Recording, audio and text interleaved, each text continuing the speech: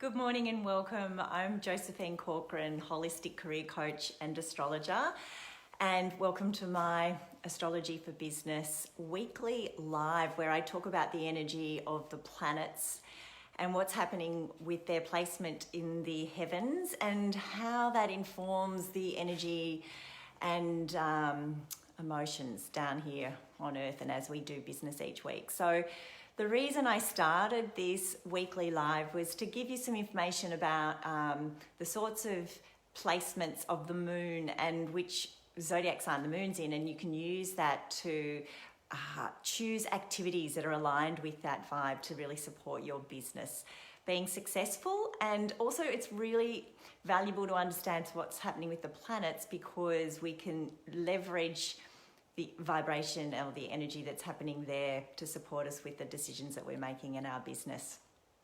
But of course, everything's interconnected and everything informs us from a personal and professional perspective. So let's kick off with what's going on, what happened last week. So we had the full moon take place in Pisces last week, and a lot of people, a lot of clients and people that I know experienced a lot of emotion during the Pisces full moon last week. It was a very powerful full moon for releasing things, but also for sort of releasing things to make room for restructuring. And because the sun is in Virgo and it's springtime here in the Southern Hemisphere, it's a very powerful period. Hi Celia.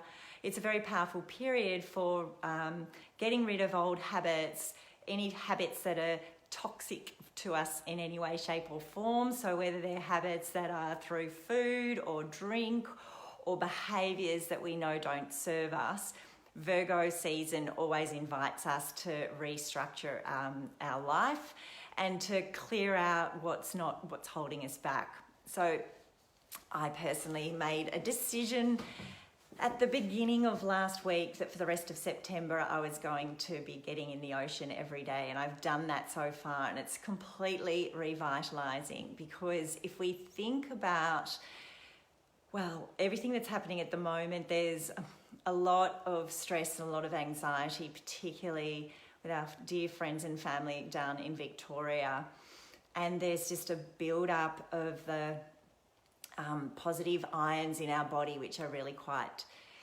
destructive, and that's where grounding is really important, where we get the exchange of the negative ions replacing the positive ions that build up in our body. And the best way to get that energy exchange happening is to take our shoes off, to plant our feet firmly in the earth, and to really, the earth puts out the negative ions and we can exchange that with the positive ion that's built up in our body. So that's the other reason why baths are incredibly powerful. So for those of you in Victoria who are locked up or you've only got an hour to get out each day, my heart goes out to you all with the extended lockdown period.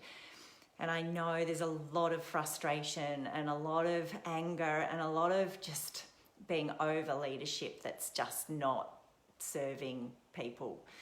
And that's part of the energy that we knew was coming with September and October, where there's this frustration. And a big part of if we look at the signature of this astrologically, Mars, which rules our drive and our intrinsic motivation, has slowed right down. And this week Mars is going to stop. And it's going to stop for a couple of days before it starts its retrograde journey. It'll be traveling backwards in the sky, and the date that it's moving backwards in the sky is until November the 14th. It's going to be stopping at 28 degrees of Aries, which means if you've got anything in Aries that you know about in your birth chart, you'll be feeling this slowdown effect and you'll be feeling this frustration quite intensely. But if you know your birth chart, it's really, if you look at which house Aries rules in your birth chart, you'll get a really clear idea of the part of your life where you're being called to slow right down and to revise how it is that you do that part of your life, and really be thinking about where are you going to be able to best put the energy that you do have, because you may not feel like you've got your full energy reserves as you normally do when Mars is moving forwards. So Mars only goes retrograde every 2 years. So when it does happen, we really feel it very, very strongly. So for the next 2 months, very important to understand that our desire to move forward with our goals and our visions and our dreams may feel somewhat thwarted. I think it's really helpful to understand that we're being invited to get really clear about where it is we want to direct our energy. Where do we want to put our focus moving forward? And of course, yesterday actually, 2 key planet changes happened, and whenever we have a planet changing from one zodiac sign to another, we always feel that energy quite strongly. So we had yesterday Mercury, which rules our mind and our thinking and connection and communication. That moved into Libra. So we're being invited to really think about things from other people's perspective. Mercury's still able to be quite precise in Libra, but it's not as judgmental as when it's in Virgo. So definitely putting our attention to right relations and really being mindful of others and trying to negotiate, putting a focus on negotiating win-win situations in business. And then the other thing is that Venus, which rules our desire to be in relationship with others and to connect with others, is moving into Leo. It moved into Leo yesterday. So we may find that the way in which we're communicating with others, even though we're looking for right relations, there'll be a fiery essence to that. There's that Leo energy is going to bring through that passion and that creative desire to shift things, to really talk expressively about what it is you truly believe in. And with everything that's going on, I can feel I'm experiencing both viscerally, and I'm hearing from friends and family their level of frustration and really wanting to talk that through. So they're the big signatures that are happening. In terms of retrograde season, the end of the week brings a shift because we're going to have Mars stopping and stationing and starting to move backwards. But Jupiter, the planet of abundance and expansion, is completing its retrograde journey, and it's going to start to move forward on the 13th at 10:40 a.m. So that's on Sunday morning at 10:14 a.m. is when Jupiter's going to start moving forward. Now, Jupiter's part of the COVID clump of planets. It's located in Capricorn, which is where all the restructuring of our foundations of government and organisations and structures of society sits. So we're going to, with Jupiter stopping and moving forward, there'll be a bit of an emphasis there on what actually is the proper way of moving forward, because Jupiter's about justice. It's about doing things right. Hi, Lara.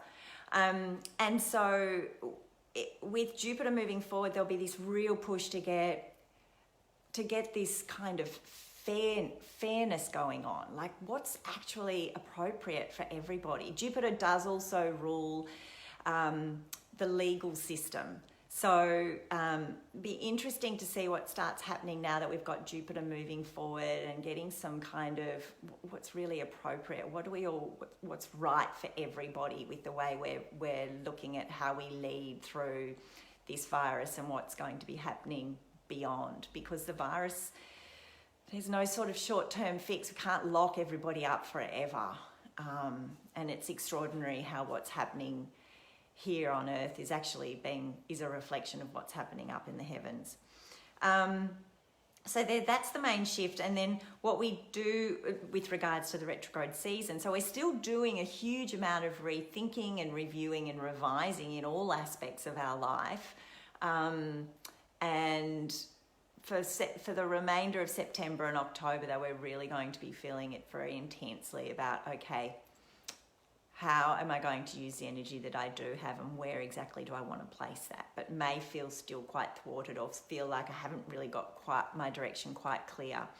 So again, it's a very powerful time to be collaborating with people to support you, to align with work that really nurtures you, that's aligned with your heart and aligned with your desires. And also being around others that really support what it is that you believe in. because whilst you might feel like things are taking a while to manifest or to get going, having people who are championing you and who are behind you is really important to help you move through this kind of sluggish period, this frustrating period of September and October. Okay, so void of course days this week, times not to sign any major contracts or start anything really important. No, the moon is not void of course at all today, being Monday the 7th. It's not void of course tomorrow, being Tuesday the 8th, until 10:46 p.m. On Wednesday morning, it's void of course until 7:27 a.m. in the morning. It won't be void of course on Thursday the 3rd. On Friday the 4th, it's void of course from 2:47 p.m. until 6:22 p.m. On Saturday, it's not void of course. And on Sunday, it's void of course only late evening, 10:04 p.m. till 6:43, 10:04 p.m. So until the end of day. So there's definitely a very strong, very productive week all week. Not many periods except Friday afternoon where the energy invites us to kind of slow down. Okay, so today the moon is in Taurus all day, and whenever we've got the moon in Taurus, it does invite us to look at anything to do with money matters, self-worth, really looking at valuing our own resources and thinking about how we can talk to others and help them with our skills. And it's also in Taurus tomorrow until, tomorrow all day as well. Then on Wednesday, the moon's going to move into Gemini, and that happens at 7:27 a.m. So with that change with the moon in Gemini, it's really about, brings through that energy with business to be researching facts, focusing on the data, great for networking as well, learning new information, and very powerful energy for multitasking. So that's all day Wednesday and all day Thursday. On Thursday at 7:25 in the morning, the lunar phase hits the third quarter or the last quarter. And that's always a period of making adjustments to the new moon goals that you would have set around the time of the Virgo new moon, roughly 3 weeks ago. So interesting to look at what's manifested since the new moon took place for you, and what you've realized you need to change or alter in order to realize the intentions that you set for yourself. Friday, we've got the moon in Gemini up until 6:22 p.m. And then Friday evening, it'll move into Cancer. And whenever the moon's in Cancer, it always invites a focus on matters of family, personal security. But because the moon in Cancer opposes the COVID clump of planets over in Capricorn, over the weekend, it's quite likely you're going to feel this extra pressure of being either forced to be at home or thinking about what your home life needs to look like in lieu of all of the restructuring, I should say, that's going on with the COVID clump of planets over in Capricorn. So all day Saturday, the moon is in Cancer. And then on Sunday, it's also in Cancer as well. On Monday morning, it's going to move into Leo very early at 1:32 a.m. So a bit more creativity and fiery way to start the week next week. So all in all, this week's quite a big week. Not as big as last week with the Pisces full moon energy, but certainly some strong energy around about feeling like you may be a bit stopped in your tracks, feeling like you're not moving forward as fast as you would like.